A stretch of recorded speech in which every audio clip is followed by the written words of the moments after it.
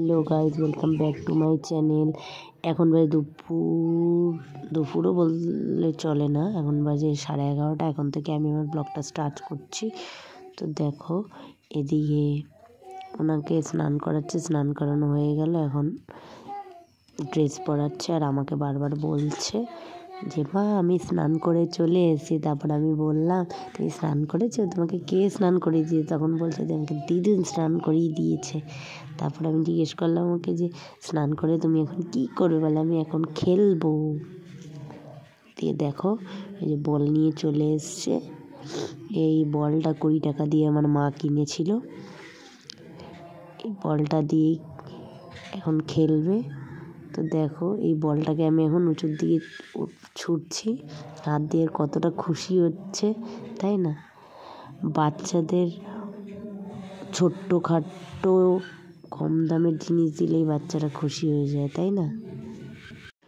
ওদের মধ্যে এখনও ওই বোঝার শক্তিটা হয়নি, হয়তো এই বয়সটাই ভালো। আমিও ভাবি মাঝে মাঝে যে এরকম ছোট থাকলেই বোধহয় ভালো হতো, তাহলে কারো কাছ থেকে আর অবহেলা পেতে হতো না, এত কষ্ট পেতে হতো না, তাই না? হয়তো বিয়েটাও হতো না। এক এক সময় মনে হয় সব ছেড়ে ছুড়ে দিয়ে যেদিকে চোখ দেয় চলে যায়, কিন্তু পারি না। ছেলেটা আছে না, ছেলেটার মুখের দিকে তাকিয়েই রয়েছি।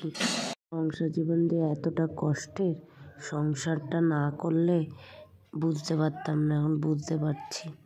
অবশ্য দুঃখ কষ্ট সব কিছু মিলিয়েই সংসার, জানি, কিন্তু আমাদের মেয়েদের প্রতিনিয়ত সব কিছুই মানিয়ে নিতে হয়, সব জায়গায় শুধু স্যাক্রিফাইস। নিজের কষ্টটা কারো কাছে বলতে পারি না আমরা, সবসময় হাসি মুখেই থাকতে হবে দুঃখ কষ্ট চাপা দিয়ে, তাই না? দেখো অনেকক্ষণ ধরে আমি এইভাবেই উঁচুর দিকে বলটা হাত দিয়ে ছুটছি আর ও খুবই মজা পাচ্ছে। এদিকে তো আমার হাওয়া টাইট হয়ে গেছে, আমার হাতটা পুরো ব্যথা হয়ে গেছে, সেটা তো আরও বুঝবে না, ও তো আনন্দ ওরটাই বুঝবে না। তারপর ওর সাথে একটু শয়তানি করছিলাম আর কি। যাই হোক, এখন যাব স্নান করতে।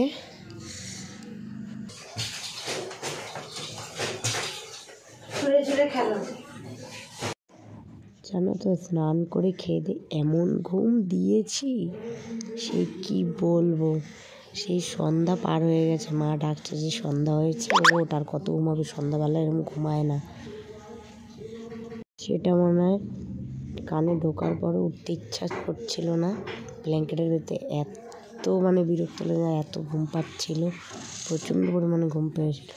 যাই হোক, তারপর কষ্ট মষ্ট করে উঠলাম, ওঠার পরে ফ্রেশ হয়ে তারপর একটু চা খেলাম, চা খেয়ে তারপর রিলস বানানোর জন্য রেডি হলাম। দেখতেই পাচ্ছ এটা পরেই আমি রিলস বানিয়েছিলাম, এই ড্রেসটা পরে। মেকআপ যেরকম ছিল সেরকমই আছে, কোনো কিছুই খুলিনি আর মেকআপও উঠাইনি। যাই হোক, এখন এর পিছনেই সময় চলে যাবে আমার খাওয়াতে। খেতে লাগে 2 ঘন্টা, 2 ঘন্টা বসে বসে আমাকে খাওয়াতে হবে।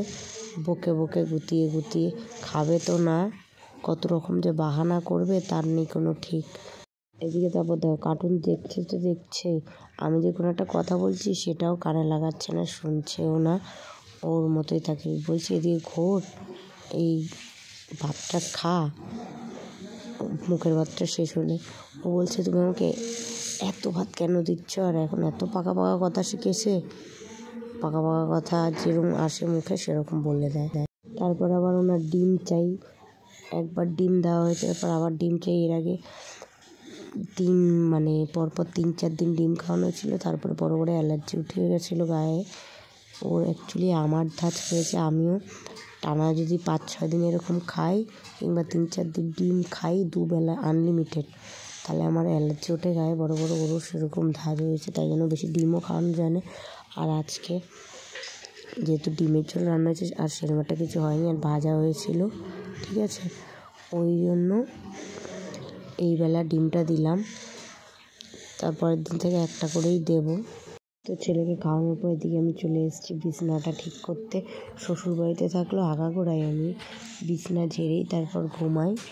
বিছানা একটু যদি আমার শোয়ার সময় যদি মনে হয় যে এর ময়লা পিঠে বাঁধছে, আমি ঘুমাই না, তৎক্ষণাৎই ঝাড়ি তারপরে ঘুমাই।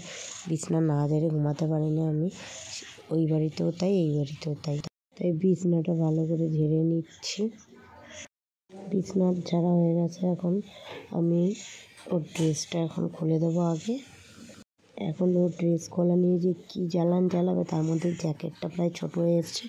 এই বছরই পরতে পারবে, সামনের বছর আর পরতে পারবে না। জ্যাকেট কেনা হয়নি।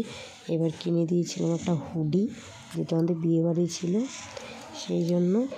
তো এটা একটু ছোটো হয়ে গেছে হাতার দিকে, তো একটু প্রবলেম হচ্ছিলো খুলতে। তারপর দেখো খুলে গেল। তো আজকে ড্রেসটা আর পুরো খোলালাম না। হাতের তালু, পায়ের তালুতে আর একটু মাথায় তেল দিয়ে নেব।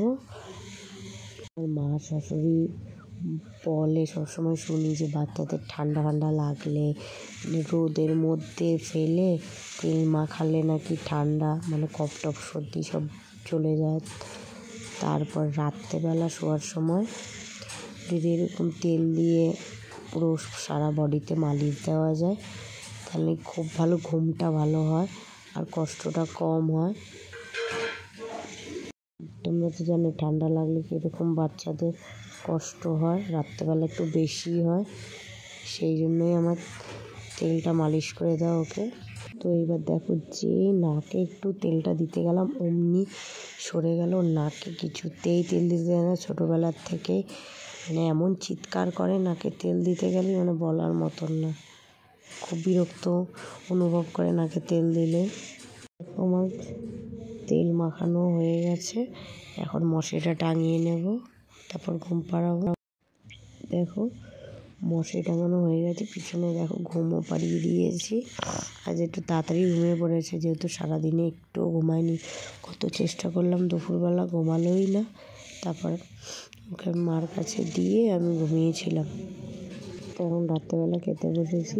প্রথমে আমি বলছি আমি রুটি খাই, মা বলছিল তোর লাগবে না, যেহেতু বাবা রাতে রুটি খায় তাই জন্য রুটি বানানো হয়েছে। রুটি আর তার সাথে কাঁচা পেঁয়াজ জমে গেল না, তাই না? আমার তো সেই লাগে খেতে, কাঁচা পেঁয়াজ দিয়ে এরকম ডিমের ঝোলটি। আর ডিমের ঝোলটা যা হয়েছিল বলার মতন না, দারুণ হয়েছিল ডিমের ঝোলটা এক কথায়। তো আমি এখন খেতে থাকি। তোমরা ঝটপট আমার চ্যানেলটা এখনও পর্যন্ত যারা সাবস্ক্রাইব করোনি তারা ঝটপট করে সাবস্ক্রাইব করে দাও। আর ভিডিওটা যদি ভালো লেগে থাকে অবশ্যই লাইক করে দিও। আজকের মতো টাটা।